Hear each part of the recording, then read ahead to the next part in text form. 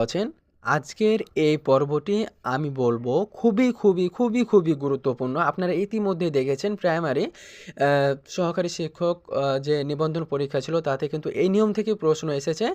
আবার আজকে আমি এই নিয়মটি আপনাদের একদম খুব সহজ করে বোঝাবো। খুবই গুরুত্বপূর্ণ। এখান থেকে কিন্তু আ প্রায় পরীক্ষা নিবন্ধন বলেন, প্রতিযোগিতামূলক পরীক্ষা বলেন, বিসিএস বলেন, সব পরীক্ষাতেই প্রশ্ন আসে। তো নিয়ম দেখেন, নিয়ম হচ্ছে শতকরায় প্রকাশ।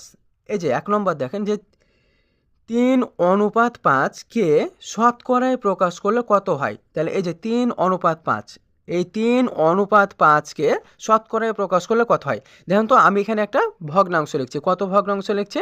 যে ২/৩। এই ২/৩ কে যখন আমি অনুপাতে লিখতে যাব, অনুপাত মানে হচ্ছে ভগ্নাংশ। তাহলে দেখুন উপরে আছে কত?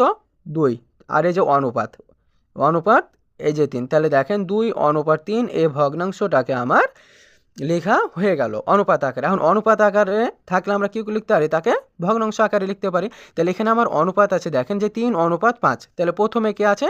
৩। তাহলে প্রথমে যে থাকবে তাকে আমরা ওপরে লিখব লব, আর পরে যে থাকবে তাকে আমরা লিখব এই যে হর। এখন দেখেন এই যে শতকরায় প্রকাশ, এই শতকরায় প্রকাশ মানে মনে রাখবেন যে আমার ভগ্নাংশটাকে শতকরা মানে কত? ১০০, ১০০ দিয়ে গুণ করা লাগবে। তাহলে এই যে দেখেন ৫ করে ১০০ আর ৩ করে ৬০। তাহলে আমি অ্যান্সার কত পেয়ে গেলাম? ৬০ পেয়ে গেলাম। তাহলে উত্তর এই যে খ নম্বর। তাহলে দেখেন ৩:৫কে শতকরায় প্রকাশ করলে আমি পাবো ৬০%। তাহলে শতকরায় প্রকাশ করলে কি? শতকরায় নিয়ে আসলে যে কোনো একটা মানকে শতকরায় নিয়ে আসলে আমাকে ১০০ দিয়ে গুণ করতে হবে। বুঝতে পেরেছেন? ২ নাম্বার দেখেন ৪৫০ এর ২২% কত?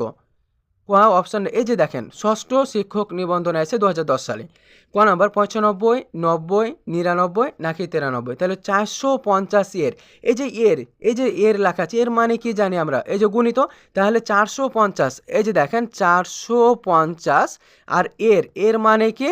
গুণিত। এখন বলছে দেখেন এখানে কিন্তু আমার পার্সেন্ট ছিল না, তার জন্য আমি কিন্তু ১০০ দিয়ে গুণ করেছি শতকরায় প্রকাশ করতে। আর এখন দেখেন আমার পার্সেন্ট আছে, কিন্তু আমাকে কি করতে হবে? এই পার্সেন্টেজ উঠাতে হবে। তাহলে দেখেন এখানে ২২%, তার মানে হচ্ছে যে ২২, আর আমি কি করব? পার্সেন্ট উঠালে ১০০ দিয়ে ভাগ করব। তাহলে এ শূন্য কাটা গেল। আমি যদি এখন ৫ দিয়ে কাটাই, তাহলে দেখেন এই যে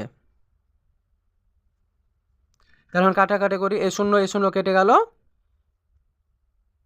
৫ নাম ৪৫, আর এখানে হচ্ছে দেখেন যে ৫ দুগুণা ১০, এই যে ১১ দুগুণা ২২, ৯ ১১ ৯৯। তাহলে আমি কত পেয়ে গেলাম? এই যে ৯৯ অ্যান্সার।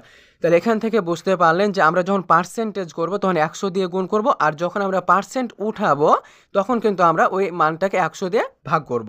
এখন দেখেন ৩০ সংখ্যাটি ৫০ এর শতকরা কত? ঠিক আছে, ৩০ সংখ্যাটি ৫০-এর শতকরা কত? এরকমই একটা প্রশ্ন কিন্তু এবার প্রাইমারি নিবন্ধনে এসেছিল। তো দেখেন ৩০ সংখ্যাটি, এই প্রশ্নটা আপনাকে বুঝতে হবে কিন্তু, ঠিক আছে? তো দেখেন ৩০ সংখ্যাটি ৫০-এর শতকরা কত? যখন দেখবেন যে কোনো একটি সংখ্যা দিয়েই দিয়েছে, যে তুলনা করতে বলছে যে এর শতকরা কত, তখন আমরা কি লিখব? যে সংখ্যাটি দিয়ে দিবে ওই সংখ্যাটিকে আমরা এই যে ১০০ দিয়ে গুণ করব, আর যার শতকরা বের করতে বলবে তাকে আমি এই যে ওইটা দিয়ে ভাগ করবো। তাহলে এই যে ০ কেটে হলো, ৫ দুগুণা ১০, তাহলে ৩০ দুগুণা কত পেলাম? এই যে ৩০ দুগুণা ৬০। তাহলে উত্তর